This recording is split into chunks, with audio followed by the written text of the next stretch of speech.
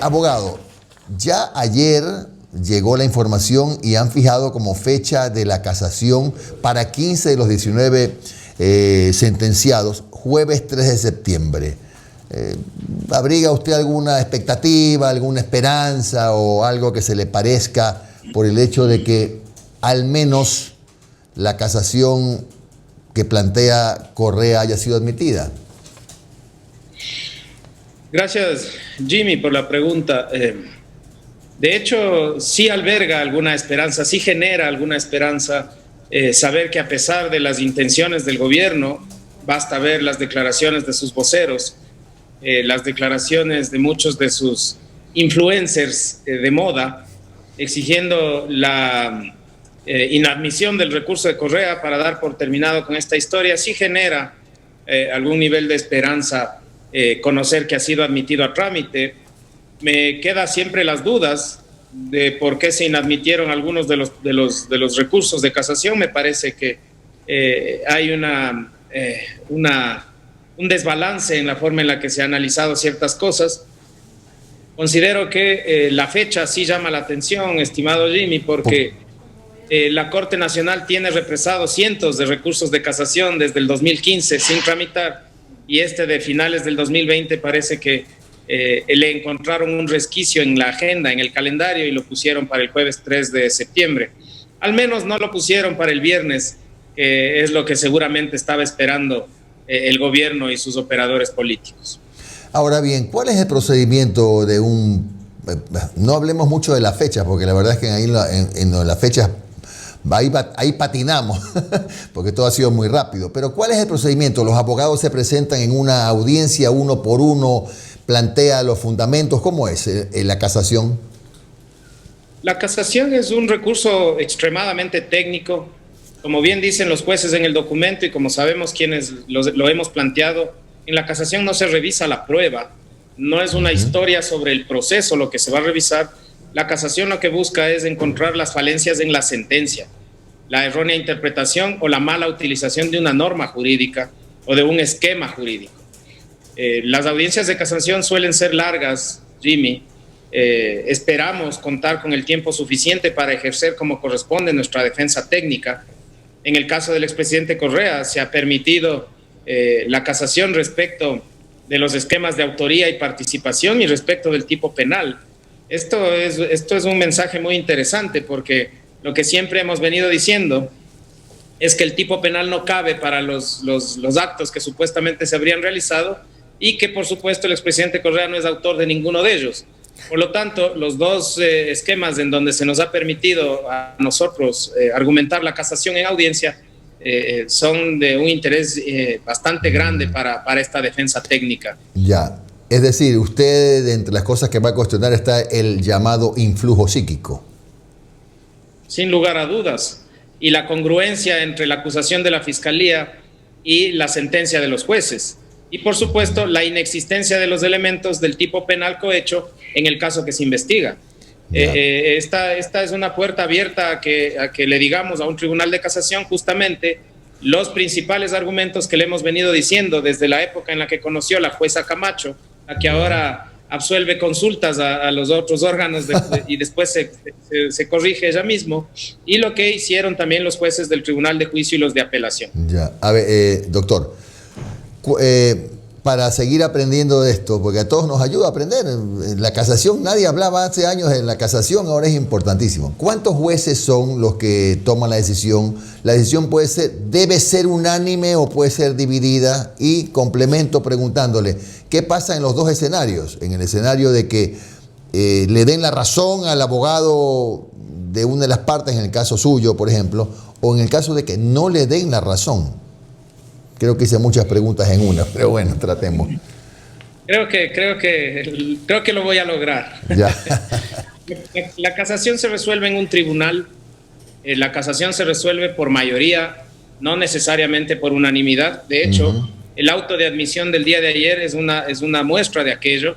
Existe un voto de mayoría de 2 jueces y un voto salvado de un tercer juez.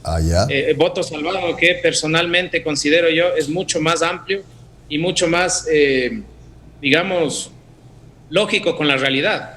el voto salvado del juez Ávila considera admitir la casación a todos y además considera que quien debe agendar es el departamento de agenda de la Corte y no poner directamente los jueces la fecha. Es decir, el juez Ávila demuestra en el voto salvado la intención de no generar de este proceso una especie de prelación, de urgencia, y considero personalmente, al menos yo, que el voto salvado del juez Ávila es un voto mejor hecho que el de mayoría. Sin embargo, la mayoría aquí prima y lo que se va a hacer es lo que han resuelto los jueces La Hiedra y de la Cadena. Por otro lado, lo que se espera después de esta circunstancia es bastante claro, ¿no? En caso de que la casación sea en relación a que la sentencia adolece de algún tipo de nulidad, se declarará por parte del Tribunal de Casación la nulidad hasta el momento procesal oportuno, hasta cuando consideren que se generó esa nulidad. Y en caso de que los jueces consideren que se ha aplicado erróneamente la ley a la responsabilidad de mi defendido, el expresidente Correa, ratificarán el estado de inocencia del mismo y pondrán fin a este proceso. Ya, ahora, si es que deciden pues que no tienen razón los abogados, el caso suyo, usted sabe que el abogado Jarrín me cae bien, pero no tiene razón, y falló así, ¿cuántos días, meses o semanas corren para que los procesados sean apresados?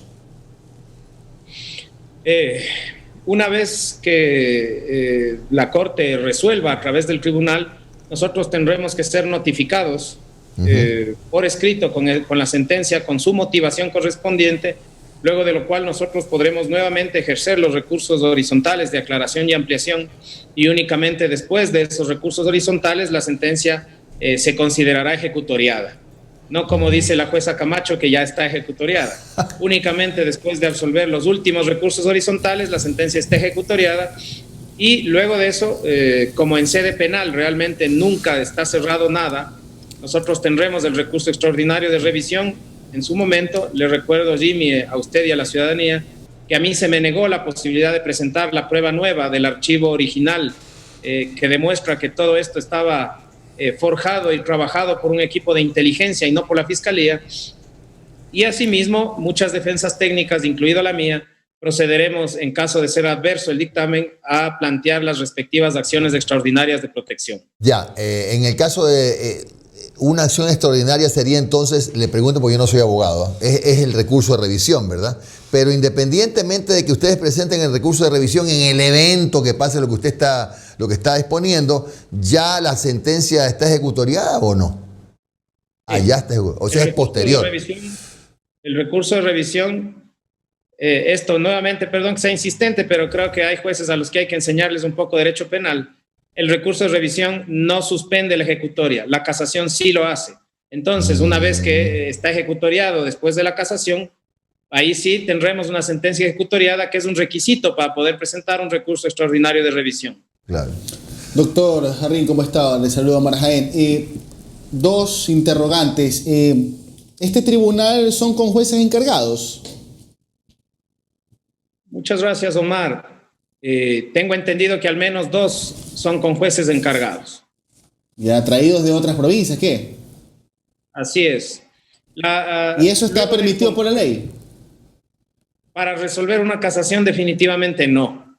Y de acuerdo a los esquemas convencionales planteados a través de las sentencias de la Corte Interamericana de Derechos Humanos, nunca un juez encargado puede gozar de imparcialidad, nunca puede gozar de inamovilidad, por lo tanto sus fallos siempre tienen una tendencia a corresponder a quien les puso en la circunstancia en las que están. Creo que la decisión de la Corte Constitucional de eliminar la posibilidad de que el Consejo de la Judicatura digamos, destituya jueces por el famoso error inexcusable, es una decisión bastante saludable para cómo se encuentra el sistema de justicia actualmente. Creo que la rueda de prensa y el comunicado del Consejo de la Judicatura dan cuenta de la desesperación que se siente en ese organismo por ya no poder controlar a los jueces, y espero que en esa misma línea de ideas, inclusive con jueces que no llegaron a la Corte vía concurso, se sientan con la independencia suficiente para resolver en derecho y no de acuerdo a las presiones electorales o a las presiones del régimen actual. Me permito consultar sobre el tuit que puso su defendido, Rafael Correa, el fin de semana, que daba cuenta de que supuestamente el juez Layedra, que es uno de los miembros del tribunal, no asistió a una supuesta reunión con María Paula Romo, la fiscal Salazar, y que pocas horas después la casa de su padre fue allanado buscando armas. Luego la fiscalía desmintió el tuit de Rafael Correa. ¿Qué conoce la defensa técnica de Rafael Correa sobre estos hechos? Omar, a través de comunicados anónimos, de información anónima, permanentemente conocemos absolutamente todo lo que está haciendo la Fiscalía, todo lo que está haciendo el Ministerio de Gobierno a cargo de Diana Salazar y María Paula Romo para tratar de conseguir el único cometido que han tenido estos 3 años que han dejado abandonado al país, que es evitar el regreso de Rafael Correa. Conocemos perfectamente bien del allanamiento a la casa del padre del juez Layedra y conocemos perfectamente bien la existencia de convocatorias, la invitación a reuniones en la casa de las autoridades, en restaurantes privados, en sitios privados, para tratar de forzar lo que han venido haciendo. Les resultó con el Tribunal de Juicio, les resultó con el Tribunal de Apelación y al parecer han tenido que usar la fuerza para tratar de que les resulte con el Tribunal de Casación, a pesar de que, como decías bien tú, son con jueces. Pero es absolutamente cierta esa noticia. Ya hemos visto comunicados de la Federación de Abogados del Oro, hemos visto comunicados de otros sectores que nada tienen que ver con lo político, solidarizándose con el juez Layedra por los acontecimientos suscitados en relación a su padre. Doctor, con respecto al tema ya también jurídico, pero ya invadiendo un poco el terreno electoral, hubo muchas críticas de ciertos sectores con respecto a la designación como precandidato asambleísta del señor Pablo Romero, diciendo que ahora el movimiento, en este caso Centro Democrático, está albergando sentenciados. ¿Ya? ¿Cuál es la explicación que tienen desde el Frente UNES para haber inscrito al señor Pablo Romero? ¿O cuál es la explicación jurídica sobre la situación que él va a tener como precandidato? Pablo Romero es un perseguido político. Pablo Romero es un hombre inocente. Tiene apenas dictada una sentencia de primera instancia. Si queremos hacer una comparación a esos sectores, no han hecho la misma crítica de que esté candidatizado el expresidente Correa cuando él ya tiene sentencia inclusive confirmatoria de apelación. El Ecuador entero conoce el proceso de persecución política. El caso Balda es un caso armado, es un caso fraguado por el mismo señor Balda con ayuda del ex consejero del presidente Santiago Cuesta y otros actores más. No hay que olvidarse que el fiscal Pérez Reina, que después renunció sin pena ni gloria, fue puesto a dedo por Trujillo y el Consejo de Participación Ciudadana encargado. Pablo Romero es un hombre inocente. Como hombre inocente que es, tiene derecho a la participación política, a la participación democrática. Muchas de esas voces que hoy critican la candidatura de Pablo Romero eran las mismas que festejaban la decisión del Tribunal Contencioso Electoral que facultó a Galo Lara, condenado por asesinato, a participar por la prefectura del Oro de los Ríos, con el grillete puesto y en régimen de prelibertad. Es decir, nunca se discutió la culpabilidad de Galo Lara. Galo Lara sigue siendo un reo que cumplió una sentencia por asesinato múltiple. Esas mismas voces que ahora pretenden criticar cualquier cosa que aparezca en la papeleta de Centro Democrático son aquellas que felicitaban a la institucionalidad cuando permitía que sentenciados, realmente sentenciados con casación y con todo, sean candidatos. Pero guardando prisión, más allá de su estado, de que sea o no inocente, abogado Jarrín, la aceptación personalísima, al menos como está ahora la ley, no es posible. Estimado Jimmy, la presentación personalísima no se encuentra ni en la Constitución, ni en la ley, ni en ningún lado que no sea una transitoria que conste en un reglamento que el CNE se inventó exclusivamente para tratar de afectar la posibilidad de que Rafael Correa se presente a las elecciones. Le hago notar, Jimmy, ciudadanía, un tema muy complejo que creo que debería generar que las autoridades electorales pongan las barbas en remojo. Pablo Romero está en prisión por una sentencia que le fue dictada por vía telemática.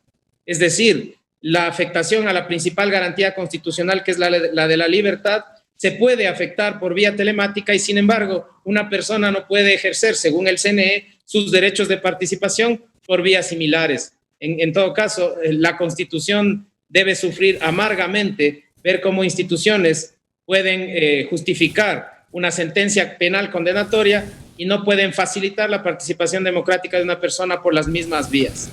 En el caso de la prefecta de Pichincha, Paola Pavón, ayer se realizó una diligencia, salió la prefecta, no sé si será apreciación personal, pero se advirtió optimista, porque al parecer el juez que está sustanciando la causa en el estado en que está ahora ha manifestado su intención de revisar a fondo toda la documentación que le fue presentada. Así, ese es el optimismo que comparte su defensa técnica. Con una pequeña aclaración, yo soy el defensor de Cristian González en el proceso de rebelión. De Paola, Virgilio y Cristian soy el defensor a nivel internacional junto a otros abogados que nos han apoyado, que no se encuentran en el país.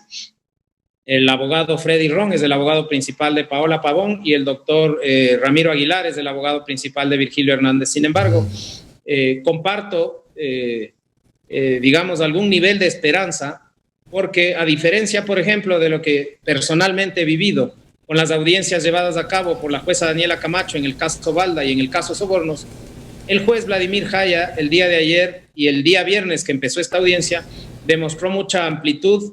Las partes tuvimos 1 hora 30 minutos para disputar o discutir o alegar contra la acusación de la Fiscalía, lo cual no habíamos tenido en ninguno de los otros procesos.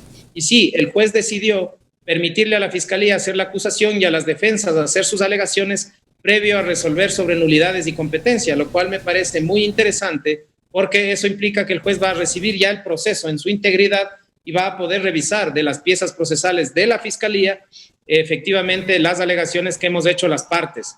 Eso sí genera esperanza, Jimmy, la verdad, porque no lo hemos tenido en estos 3 años y es la primera vez que un juez se va a tomar la molestia realmente de revisar las cosas y no va a esperar el documento que le llega hecho desde algún otro lado. Bien, gracias al abogado Fausto Jarrín por habernos atendido en un café con JJ. ¿Te ha gustado? Un buen día, abogado. Un placer, Jimmy. Saludos, Omar.